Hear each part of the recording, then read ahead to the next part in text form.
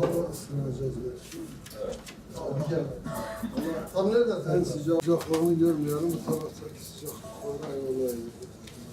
Fethullahçı terör örgütü, PKK ve benzeri bu ülkeye musallat olmuş örgütlerin ipleri bir merkezin elindedir.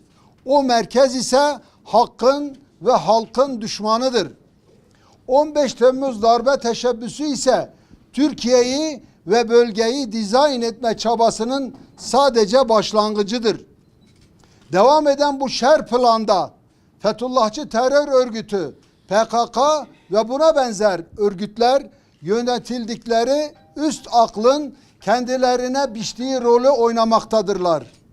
Ambalajları ne olursa olsun, bulundukları, içlerinde taşıdıkları pislik de yönetildikleri elde aynıdır. Ümmetin son kalesi olan Türkiye'yi düşürmeden emellerine ulaşamayacaklarını bilen üst akıl, taşeron örgütler eliyle tüm gücüyle saldırmaktadır. Dün FETÖ'yü kullanan güçler bugün PKK'yı devreye sokmuşlardır. Acımız da büyük, kaybımız da. Ama dünya şunu bilsin ki her türlü saldırıya karşı yine bu devletin, bu milletin evlatlarının direnişi de büyük olacaktır. Şanlıurfa sivil toplum kuruluşları olarak 15 Temmuz ve sonrasında olduğu gibi devletimizin ve milletimizin yanında olduk.